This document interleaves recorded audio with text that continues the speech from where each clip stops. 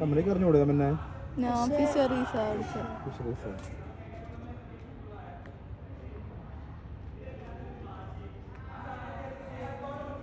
കൈ വെച്ചെല്ലാം ഇളക്കി മാറ്റണ്ട, നീഡിൽ വെച്ചിട്ട് ഇളക്കി മാറ്റണ്ട കേട്ടോ.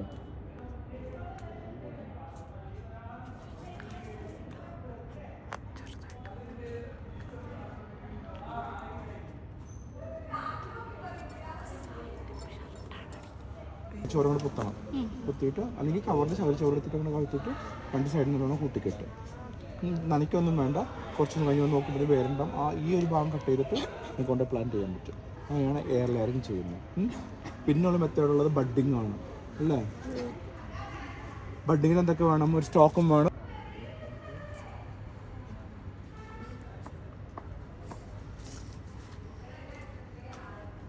ഇതൊരു എന്താണ്? ബഡാണ്. നമുക്ക് സിയോണാണ്. നമ്മൾ ഈ ഇങ്ങനെ കട്ട് ചെയ്താൽ അതിൻ്റെ അടുത്ത് ഇങ്ങനെ കട്ട് ചെയ്യുമ്പോഴത്തേക്കും പാച്ച് ബഡ്ഡിങ് ആണ്.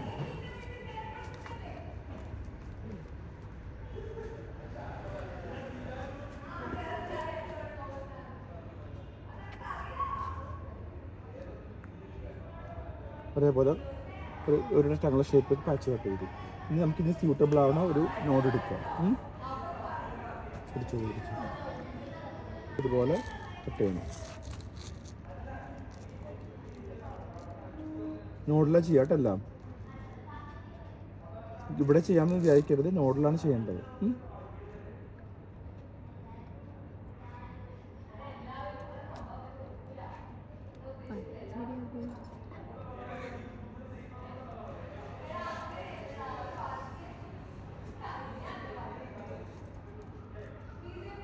വെച്ചോ. ഏകദേശം അതേ വലിപ്പമുള്ള ഒരു ഊണുണ്ടാക്കി വരാം. എന്നിട്ട് അങ്ങനെ വെക്കുക. എന്ത് ചെയ്യും? നല്ലോണം ടൈറ്റായിട്ട് എയർ വെക്കുക. ഏത് വെച്ച് ഇതുപോലത്തെ പോളിത്തീൻ കവറുണ്ടല്ലോ, അത് വെച്ച് നല്ലോണം ടൈറ്റായിട്ട് വെക്കുക. ഒട്ടും വെള്ളം അകത്തോട്ട് കിടക്കരുത്. ഇത് കുറച്ച് ദിവസം കഴിയുമ്പോഴത്തേക്കും എന്ത് ചെയ്യും? ഈ മുകളം വരാൻ തുടങ്ങും, പൊങ്ങാൻ തുടങ്ങും. അപ്പോൾ നമ്മൾ എന്ത് ചെയ്യണം? ഈ ഭാഗം കട്ട് ചെയ്ത് മാറ്റണം. അല്ലെങ്കിൽ എന്ത് പറ്റും? ഇങ്ങോട്ട് വരുന്ന ന്യൂട്രിയൻസ് ഇങ്ങോട്ട് കയറിക്കും. അപ്പോൾ ഇത് വളരാൻ പറ്റില്ല. അപ്പോൾ ഇത് വളരാൻ വേണ്ടിയിട്ട് ഇത് മുളച്ച് ഇത് പിടിച്ചു കഴിഞ്ഞാൽ ഈ ഭാഗം കട്ട് ചെയ്ത് മാറ്റണം. ഞാൻ അതിന് മുമ്പും കട്ട് ചെയ്ത് മാറ്റണം, കുഴപ്പമൊന്നുമില്ല. അങ്ങനെ എന്ത് ചെയ്യണം? ഒരു എന്താണ് പാച്ച് ബഡ്ഡിങ് ചെയ്യണത്. ഇനി ആ ഷേപ്പ് അനുസരിച്ച് നമുക്ക് എന്ത് ചെയ്യാം? നമ്മൾ പറഞ്ഞില്ല ഈ ഇതിപ്പോൾ പാച്ച് ഷേപ്പിൽ കട്ടാണ് ഇവിടെ വരത്തേക്കുന്നത്. ഇനി നമുക്ക് എന്ത് വരുത്താം? T shape cut. T shape cut എങ്ങനെയായിരിക്കണം? ആദ്യം ഒരു ഐ ഷേപ്പ് കട്ട് വരുത്തുക, പിന്നെ ഇങ്ങനെ മുറിക്കുക, എന്നിട്ട് നീഡിലുകൊണ്ട് ഇളക്കി മാറ്റിയിട്ട് ഈ ഇതേ ഷേപ്പ് തന്നെ ബഡ്, ആ ബഡ് അതിൻ്റെ ഇവിടുത്തുണ്ടാവില്ലേ, അതോട്ട് ഇറക്കി വയ്ക്കുക, ടൈറ്റായിട്ട് വയ്ക്കുക. അതിന് അപ്പോൾ നിങ്ങൾ അടുത്ത മൺഡേ വരുമ്പോഴത്തേക്കും, മൺഡേ 2 hour ഇല്ലേ, മൺഡേ വരുമ്പോൾ കുറച്ച് കമ്പ് ചെമ്പരത്തിയുടെ എന്തെങ്കിലും കുറച്ച് കമ്പ് അധികം കൊണ്ടുവരണം കേട്ടോ. കാരണം നമ്മളെല്ലാം ക്ലാസ് വെച്ചിട്ട് തന്നെ ചെയ്ത് പഠിക്കുന്നുള്ളൂ. ഒരു പാച്ച് ബഡ്ഡിങ്, ഒരു ടീ ബഡ്ഡിങ്, ഒരു എയർ ലെയറിങ്, പിന്നെ ഒരു ഗ്രാഫ്റ്റിങ്, ഒരു മെത്തേഡ് ഗ്രാഫ്റ്റിങ്. പിടിച്ചോ. നിങ്ങൾ ഗ്രാഫ്റ്റ് പ്രത്യേകത സാധാരണ ഗതിയിൽ സ്റ്റോക്കും സിയോണും ഒരേ സൈസ് വേണം. നമുക്ക് സപ്പോസ് ഇത് തന്നെ എടുക്കാം. നമുക്ക് ഇവിടെ തന്നെ ചെയ്യാൻ പോകണം കേട്ടോ, അല്ലെങ്കിൽ ഒരു ഡയമീറ്ററുള്ള കമ്പനി അപ്പോൾ കണ്ടുപിടിക്കണം.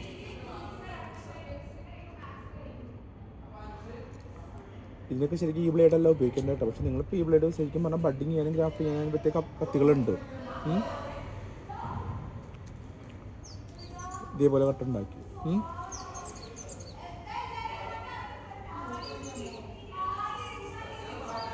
ഇപ്പോൾ നമ്മൾ ചെയ്യുന്ന വെഡ്ജ് ഗ്രാഫ്റ്റിംഗ് ആണ്.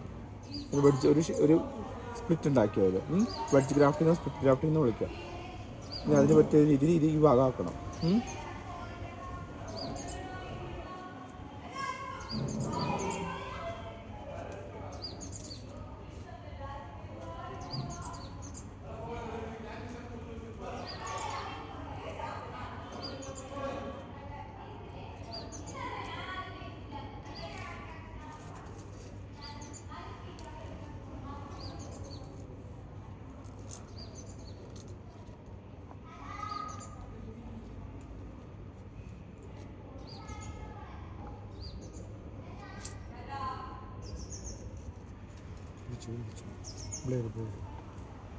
ഈ വെഡ്ജ് കണ്ടില്ലേ?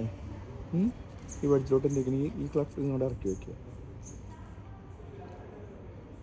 അതേ തരം നല്ലോണം എന്ത് ചെയ്യുക? ടൈറ്റായിട്ട് കെട്ടുക. അവിടെയും വെള്ളം കയറാൻ പാടില്ല.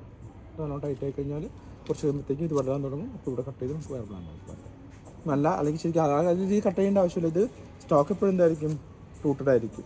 അപ്പോൾ ഈ സ്റ്റോക്ക് ശരിക്കും പറഞ്ഞാൽ ഇങ്ങനെയല്ല ഗ്രാഫ്റ്റ് ചെയ്യുക. നമ്മൾ ഗ്രാഫ്റ്റിൽ കമ്പിലല്ല നമ്മൾ ചെയ്യുക.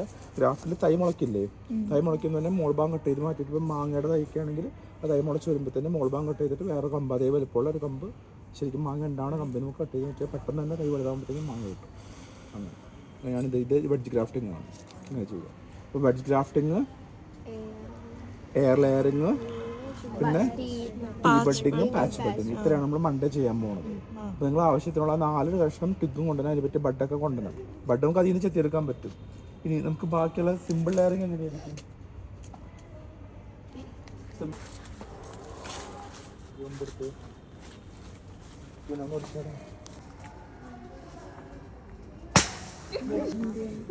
വിട്ടെടുക്കുക. ഈ പിറ്റോട്ട് എന്ത് ചെയ്യുക, ഇതിറക്കി വെക്കുക.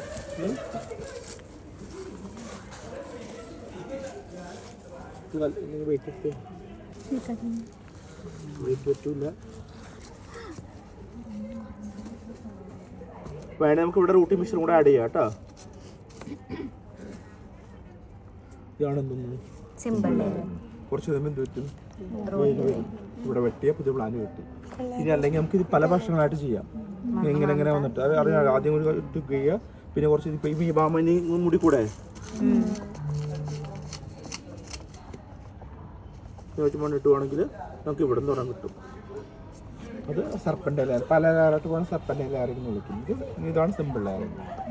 അതിൽ സോയിലായിട്ട് കോണ്ടാക്ട് വരും. മറ്റൊരുത്ത് സോയിലായിട്ട് കോണ്ടാക്ട് വരാത്തതാണ് എന്തൊക്കെ പക്ഷേ മണ്ണ് എപ്പോഴും അവിടെ ഉണ്ട് കേട്ടോ. അപ്പോൾ അത് പഠിച്ചല്ലോ. അത് ചെയ്യേണ്ട ബാക്കി മതി. അതാണ് റെക്കോർഡ് ചെയ്യേണ്ടത്. ചെയ്യേണ്ടതാണ് നിങ്ങൾ റെക്കോർഡ് ചെയ്യേണ്ടത് കേട്ടോ.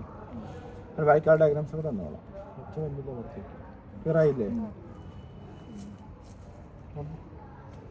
ജസ്റ്റ് കേട്ടോ. പിന്നെ patch budding, I budding T budding കാണിച്ചിട്ടില്ല, പക്ഷെ നിങ്ങൾ ചെയ്തു നോക്കുക. കാരണം ഇതിന്റെ മാർക്ക് അത് ഇളകി പോരില്ല. ചെമ്പരത്തിലേക്കാണെങ്കിൽ ജസ്റ്റ് കട്ട് ചെയ്യുമ്പോൾ തന്നെ ഇളകി പോരാൻ പറ്റും. അപ്പോൾ നിങ്ങളൊരു നീഡിൽ കൊണ്ടുവന്നിട്ടുണ്ടാവണം. നീഡിൽ അല്ലെങ്കിൽ നീഡിൽ മതി. നീഡിൽ ഫോഴ്സിപ്സ് ഉണ്ടല്ലോ, ഫോഴ്സിപ്സ് നീഡിൽ നിങ്ങൾ കൊണ്ടുവരിക. പിന്നെ ബ്ലേഡ് കൊണ്ടുവരിക. ഈ സാധാരണ ഈ ബ്ലേഡ് തന്നെ മതി. പിന്നെ എന്ത് കൊണ്ടുവരിക, കേക്ക് തന്നെ കൊണ്ടുവരേണ്ട സാധനങ്ങളൊക്കെ നീഡിൽ, ബ്ലേഡ്, പിന്നെ കമ്പുകൾ, ചെമ്പരത്തിയുടെ കമ്പുകൾ, ചെമ്പരത്തി റോസ് എന്തെങ്കിലും കൊണ്ടുവന്നാൽ മതി. ഇവിടെ നിന്ന് കുടിക്കാൻ നിൽക്കണ്ട കേട്ടോ. പിന്നെ ഇത് കെട്ടാനുള്ള സാധനം, കുറച്ച് ചകിരിച്ചോറ് വേണ്ട എന്തെങ്കിലും കൊണ്ടു. ചകിരിച്ചോറാണെങ്കിൽ ഇവിടെ നിന്ന് എടുത്ത് തരാൻ വേണമെങ്കിൽ എനിക്ക്. പിന്നെ അതുപോലത്തെ പോളിത്തീൻ കവർ ഉണ്ടല്ലോ, വീട്ടിൽ പോളിത്തീൻ കവർ ഉണ്ടാവില്ലേ, അത് ചെറിയ സ്ക്വയർ ഷീറ്റിലൊക്കെ വെട്ടിക്കൊണ്ടുവരും. കുറച്ച് നീളത്തിൽ വെട്ടിക്കൊണ്ടുവരിക, അത് വെട്ടാൻ വേണ്ടിയിട്ട് കേട്ടോ. ഇത്രയുള്ളൂ. അത് നിങ്ങളൊന്നും പോയി ഇപ്പോൾ